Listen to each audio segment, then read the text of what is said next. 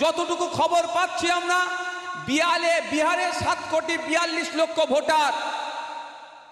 আর খোঁজে নিয়ে দেখছি বিহারে ভোট দিয়েছে, বিহারে ভোটের সংখ্যা 7,45,00,000।